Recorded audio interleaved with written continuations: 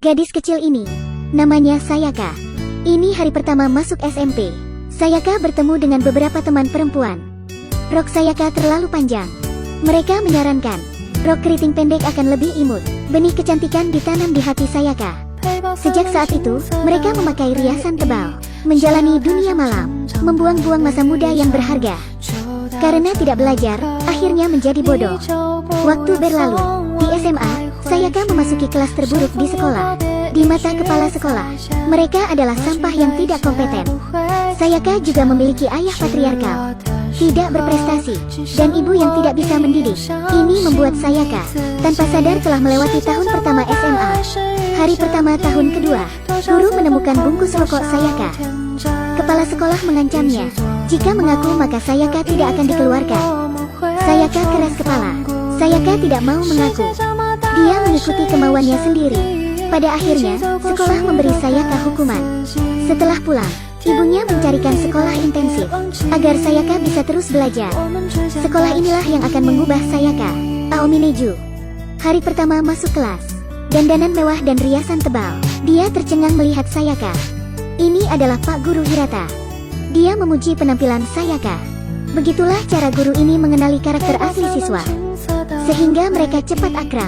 Kemudian dia menguji kemampuan dasar Sayaka. Hasilnya benar-benar tidak biasa. Meskipun tidak lancar, tapi Sayaka bisa menyelesaikan ujian. Pak Guru kemudian menjelaskan dan menetapkan tujuan untuk Sayaka, menyarankan Sayaka untuk masuk Universitas Keio, dan mengatakan ada banyak pria tampan di sana. Penampilan Sayaka akan cocok di situ. Apakah ini lelucon? Membuat siswa yang tidak pandai bisa diterima di Universitas Besar Jepang dalam waktu 1 tahun. Kedengarannya lucu sekali. Pak Guru meminta Sayaka tidak perlu takut. Jika dibayangkan hal itu bisa saja terjadi. Didukung oleh Pak Guru, Sayaka menulis tentang Universitas Keio. Setelah kembali ke rumah, Sayaka memberitahu ibunya. Melihat putrinya berusaha, ibu Sayaka juga memutuskan untuk berjuang demi Sayaka. Tapi sang ayah memandang rendah Sayaka. Sang ayah mengatakan, "Kamu tidak akan lulus ujian. Aku tidak akan membayar sepeser pun. Harapanku hanya putraku." Sayaka menatap ayah dengan marah, memutuskan untuk membuktikan dirinya. Sayaka baru memulai, pulang lebih awal setiap malam, berjuang keras untuk mimpinya. Bahkan saat berbelanja dengan teman-teman, Sayaka bekerja keras untuk belajar. Mendapat nilai tadinya 0, sekarang 5. Pak Guru dengan senang hati memujinya. Liburan musim panas berlalu dalam sekejap. Nilai Sayaka juga meningkat, tapi kepala sekolah masih putus asa melihat Sayaka, terus menyebut Sayaka sampah. Setelah pulang, Sayaka tidak menghiraukan pandangan gurunya. Sayaka tetap bekerja keras. Di tahun ketiga SMA, untuk menulis laporan yang bagus, Sayaka memperhatikan berita untuk memahami situasi saat ini. Tapi sang ayah masih bersikap dingin, selalu membandingkan dengan saudara laki-lakinya. Sayaka bercerita dengan gurunya. Sang ayah rela melakukan apapun untuk kakaknya, tapi tidak memperdulikan anak perempuannya. Pak Guru diam, karena memikirkan ayahnya. Sayaka terdiam. Sayaka melihat pertanyaan ujian semakin sulit. Banyak pikiran.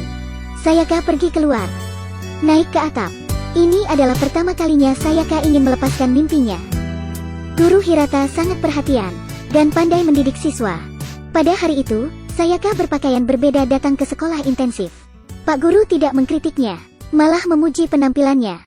Pada saat itu, keduanya segera akrab. Hal tersebut benar-benar berpengaruh. Nilai Sayaka juga berubah dari 0 menjadi 5 pada ujian. Sayaka juga memotong rambut panjangnya. Dan juga, Sayaka mempengaruhi orang-orang di sekitarnya. Ibu Sayaka bekerja lebih keras. Tapi frustrasi Sayaka belum berakhir.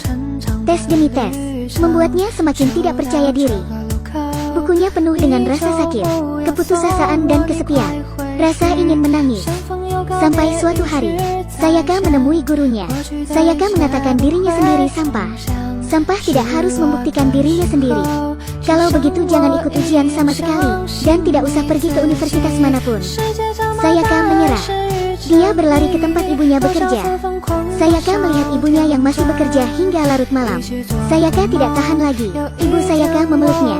Sayaka terus mengatakan, "Aku minta maaf, aku minta maaf."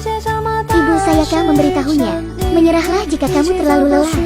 Kamu sudah berusaha dengan baik." Saudara laki-lakinya bersembunyi dari ayahnya, keluar dari tim bisbol. Dia berada di bawah banyak tekanan. Dia tidak mau berusaha lagi untuk mimpi ayahnya. Ayah Sayaka dengan marah memukul saudaranya. Ibunya berusaha melerai, tapi sang ayah terus memukuli dan memarahi. Setelah melampiaskan amarahnya, sang ayah pergi. Sayaka menasehati saudaranya, membujuknya untuk peduli terhadap diri sendiri. Tapi saudaranya menentang, bilang Sayaka tidak berhak mengatur. Jangan kau lepaskan mimpimu juga. Aku sama denganmu, kita semua sampah. Aku bukan orang yang sama denganmu. Sayaka meminta ibunya setelah kembali ke rumah untuk mengantarnya ke Universitas Keio. Di tempat ini, semua orang bahagia melihat kepercayaan diri semua orang. Kepercayaan diri Sayaka mulai kembali. Bersemangat lagi. Rambut pirang datang ke sekolah intensif, membuat gaduh setelah masuk pintu. Karena ayahnya terlalu keras padanya, menuntut sangat banyak kepada anak ini, menginginkan anak ini menjadi pengacara. Ibunya memberitahu Pak Guru, anaknya tidak belajar dan hanya bermain game sepanjang hari. Dia memberitahu Pak Guru ini, dia bermain game hanya untuk pelarian dari ayahnya. Dia tidak ingin melakukan apa yang ayahnya inginkan. Pak Guru Hirata segera memikirkan cara. Dia mengatakan kepada anak laki-laki itu, apakah kamu tidak ingin balas dendam? Memang bisa. Kamu belajar yang rajin dulu. Setelah kamu diterima sebagai pengacara, tiba-tiba tidak menjadi pengacara. Beri mereka harapan terbaik, lalu hancurkan. Jadi mereka pasti akan marah. Kata-kata Pak Guru sangat ampuh. Anak itu menjadi tertarik. Kepala sekolah Sayaka menemui Guru Hirata hari ini. Kepala sekolah memberitahunya, Sayaka awalnya adalah sampah. Ingin mengubah sampah menjadi sampah. Bukankah itu buang-buang waktu? Selain itu, dia hanya punya waktu 1 tahun untuk mengikuti ujian masuk perguruan tinggi. Jangan menetapkan tujuan yang tinggi untuk sampah. Tapi Pak Guru hanya menjawab, tidak ada siswa yang bodoh, tapi guru yang tidak bisa mendidik. Mendengarkan percakapan, Sayaka mendengar semuanya. Pak Guru memberitahu kepala sekolah, Sayaka penuh dengan kemungkinan. Beri aku 1 tahun, tunggu saja dan lihat hasilnya. Gadis dengan riasan tebal ini bernama Sayaka. Dia adalah siswa yang bodoh. Masih ada teman-temannya yang serupa. Mereka hanya berdandan dan berpesta di malam hari. Tapi setelah Sayaka mulai bekerja keras, mereka juga berubah. Bekerja keras akan benar-benar menulari orang lain. Pada awalnya, menertawakan. Mereka tidak cerdas. Bagaimana bisa diterima di universitas utama? Setelah beberapa hari, gadis ini membolak-balik buku Sayaka.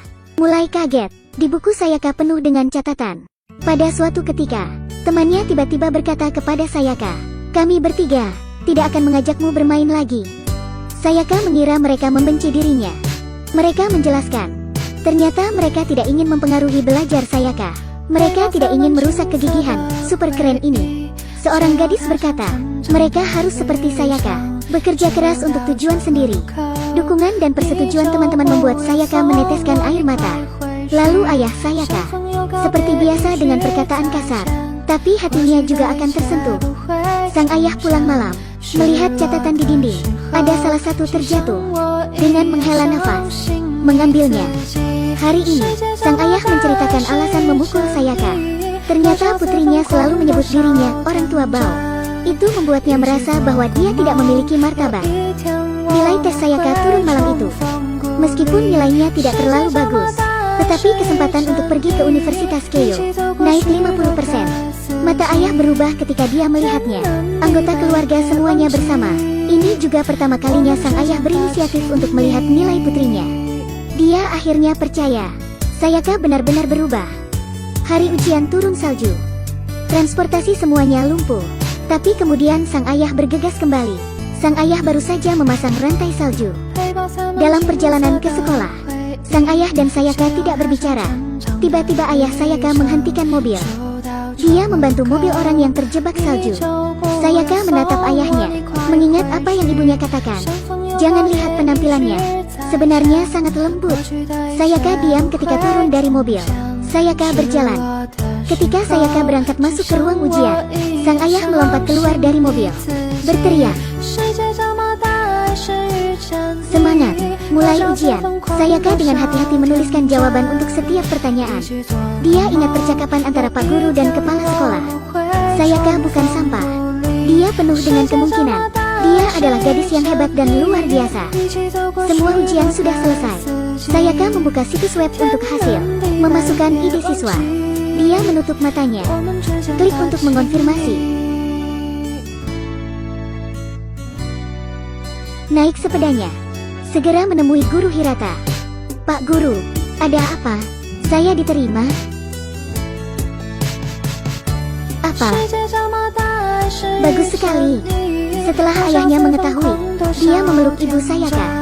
Pria berwajah tegas ini juga meneteskan air mata. Ini adalah kisah nyata. Nama asli Guru Hirata, Nobuyuki Hirata. The Bottom Hot Girl diadaptasi dari novel autobiografi. Tidak ada kejeniusan dan keberuntungan dalam film.